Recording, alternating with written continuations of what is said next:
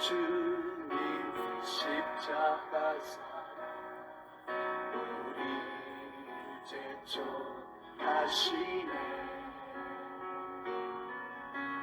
오늘 들고 예루살렘 향해 일어나 너 거침없이 나아가라.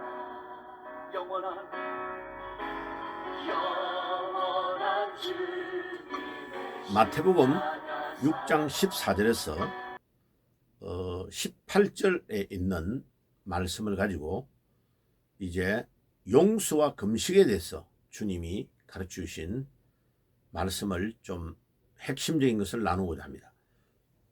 14절과 15절에는 우리 주님께서 용서에 대해서 지금 반복해서 강조를 하십니다. 주기도문 안에 마태복음 6장 12절에 보면 우리에게 빚진 자를 우리가 사하여 준 것처럼 우리 주님도 사하여 주시옵소서, 이런 기도가 나옵니다.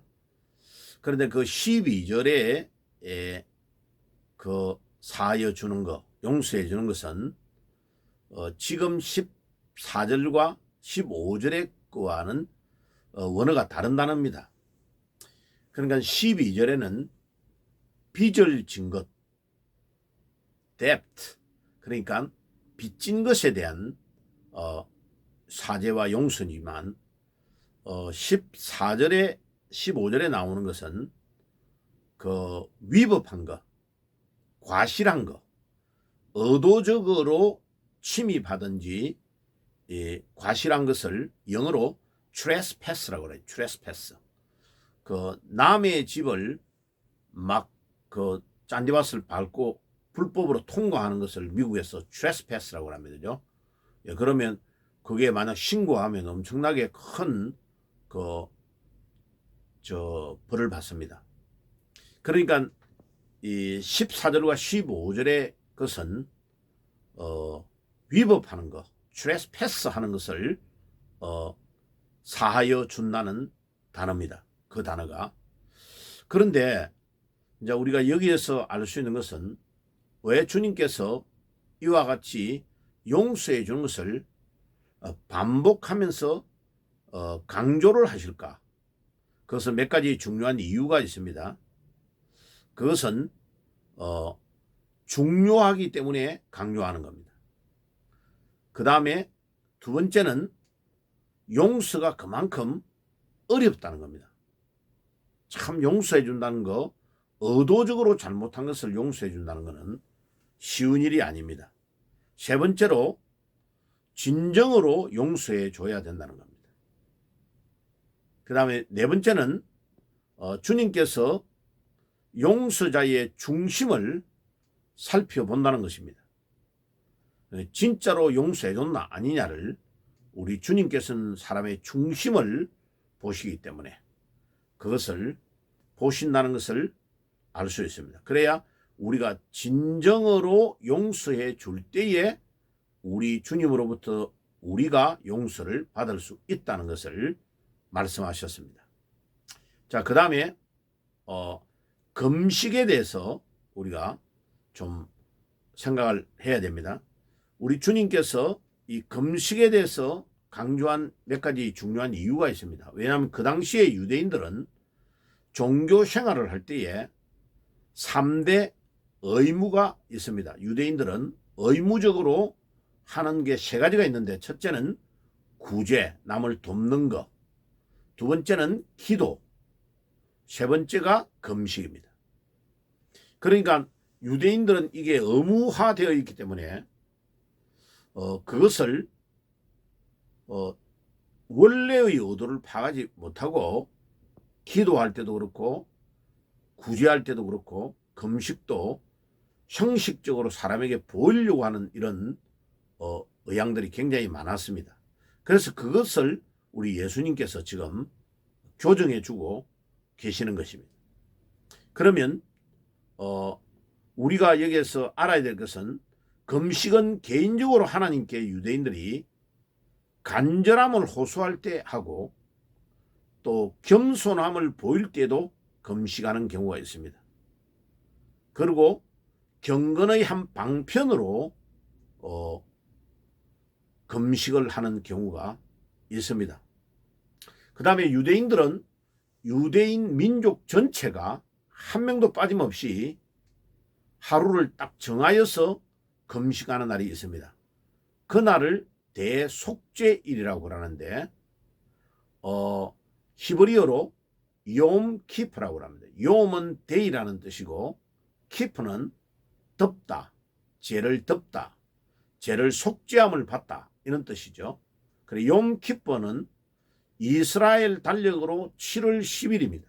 그러니까 우리 양력으로는 9월 말에서 10월에 걸치는 달인데 미국 같은 데서도 생활을 해보면요, 유대인들은 공휴일이 아닌 그날 자기들의 원력에 나오는 용키프 날 애들 학교에 안 보냅니다. 유대인들 가정은 전부 다 그날 결석을 하는 거죠. 그리고 용키프 날 막 옷을 이게 우리 삼배옷과 같은 그런 옷을 입고요, 막 이 누더기 같은 옷을 입고 행동합니다. 그런데 이제 알아야 될 것은 7월 10일이 대속절인데 7월 1일, 10일 전에 온 백성이 나팔을 불면서 뚜뚜 하고 다니는데 그날이 이제 회개가 시작되면서 나팔절 10일 전부터 10일 후에 있는 대속죄일까지를 회개하며 기도하고 준비를 시작하는 겁니다. 그러니까 예비일, 준비일이 명절로 정해져 있는 것은 나팔절만 유일합니다. 그런데 이 나팔절이 굉장히 중요합니다. 이 나팔 뚜뚜 천사당의 호령과 나팔 소리로 주님이 재림한다고 할 때에 유대인들은 재림의 주님이 나팔절날 온다고 믿고 있는 겁니다. 그러니까 상당히 이제 그것은 성경에 연관되어 있는 아주 중요한 그 의식입니다.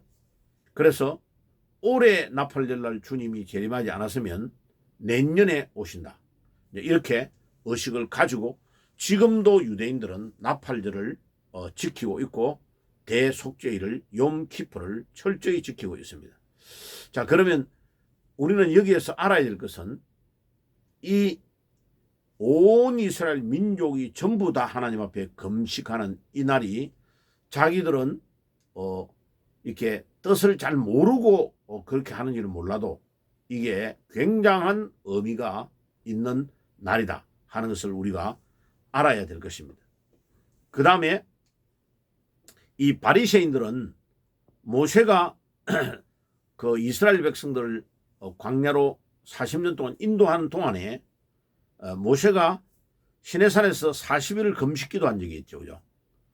그 올라가서 금식기도를 할 때에 그가 목요일 날 올라가 가지고 월요일 날 하산했다고 믿고 있는 겁니다. 그래서 유대인들은 이 날을 기념해서 매주 화요일과 매주 목요일에 금식을 합니다. 그 유대인들은 이런 것까지도 철저하게 자기들이 의식을 지키면서 따라가려고 하는 그들의 그 의식이 참 대단하죠. 그래서 우리는 유대인들이 예수님을 몰라가지고 너무 율법적으로 성경을 이해해서 그렇지 그들의 정신은 정말 대단한 겁니다. 그래서 하나님이 유대인들을 축복하시고 정확한 뜻을 몰라도 율법적으로 11조를 드리고 하나님 앞에 헌금하면서 살았기 때문에 전 세계의 경제권을 지금도 유대인들이 장악하고 있는 것은 중요한 이유가 있는 것입니다. 그러면 예수님께서 금식에 대해서 가르치신 그 핵심적인 내용을 정리를 하면 첫째는 외식을 하지 말라는 겁니다. 사람에게 보이려고 하는 행위는 이미 사람에게 보이려고 했던 그것이 상을 자기가 스스로 받아버렸기 때문에 그렇게 하는 것은 하나님이 기뻐하시지 않는다는 겁니다. 그래서 사람에게 보이려고 하지 말고 은밀한 중에 보시는 하나님께 보이려고 하라는 겁니다. 그리고 은밀한 중에 보시는 아버지께서 다 드러나게 나중에 갚으신다는 것입니다. 그리고 특별히 마가복음 9장 29절에 보면 예수님께서 벙어리 귀신 들린 자를 아버지가 데리고 왔는데 제자들은 낫게 하지 못했는데 예수님이 낫게 하셨죠. 그때 제자들이 예수님에게 집에 와가지고 종용이 물어봤어요. 예수님, 우리는 낫게 하지 못했는데 예수님은 어떻게 낫게 했습니까? 그럴 때 마가복음 9장 29절에 기도 외에는 이런 유가 나올 수 없다고 그랬잖아요. 근데 그 성경 원전에는 기도와 금식 외에는 이런 유가 나올 수 없다. 이때 유라는 단어는 능력이라는 디나미스라는 단어입니다. 이런 능력이 나올 수 없다. 다시 말하면 벙어리 귀신 들린 자를 귀신을 쫓아내는 능력은 어디에서 나왔느냐? 기도와 금식을 통해서 이 능력이 나왔다는 것입니다. 그러니까 여러분, 우리 예수님께서 기도와 금식을 통해서 이 능력을 받았다면 우리도 기도와 금식을 통해서 이 놀라운 능력을 공급받을 수 있다는 것을 확신하고 깨달을 수 있는 것입니다. 그래서 오늘 주님이 우리에게 가르쳐 주셨던 용서, 그 다음에 금식에 대해서 우리가 나누었습니다. 이 금식을 잘 기억하고, 근데 이제 알아야 될 것은 자기가 일방적으로 결정해가지고 40일 금식 기도를 하겠다 이래가지고 막 무리하게 기도를 해서 기도하다가 죽는 사람도 있고 40일을 못 채우고 죽는 사람도 있습니다. 또 내가 알고 있는 우리 동기 목사님의 사모님은 믿은 지 얼마 되지도 않았는데 신학교 다닐 때 뭐 남편이 그냥 갑작스럽게 예수 믿어가지고 35살에 예수 믿어가지고 자기 하던 신발 구두하는 공장 다 접어버리고 신학교에 들어왔어요. 그 남편은 뭐 이제 자기가 막 자기 돌파구를 찾기 위해서 신학교 들어와서 공부하고 있는데 부인은 아직 믿음이 없는 거란 말이에요. 그런데 금식 기도하러 들어가서 금식은 끝냈어요. 근데 집에 들어왔는데 시어머니가 소고기 국을 막 끓여가지고 줬는데 바로 맛있게 먹고 그 길로 그냥 정신이 그냥 돌아가지고요.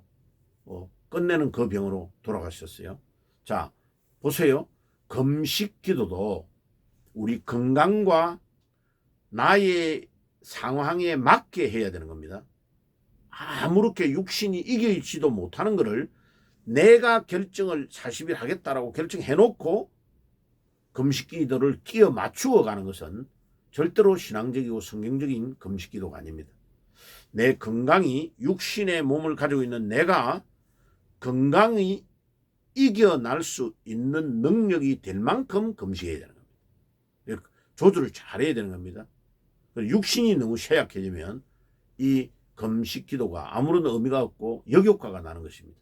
그래서 금식 기도도 잘 조절해가지고 적당하게 1년에 한두 번을 하면서 하나님으로부터 능력과 힘을 공급받는 그런 삶을 살아야 되겠습니다. 아멘. 기도하겠습니다. 하나님 우리 아버지, 오늘도 주님께서 마태복음 6장에 용서와 금식에 대해서 가르쳐 주신 것을 우리가 깨달았습니다. 주님, 우리가 기도와 금식을 통하여 주님이 주시는 능력을 공급받고 이 땅 위에서 복음 전하는 데 그 능력을 마음껏 사용할 수 있도록 인도해 주옵소서.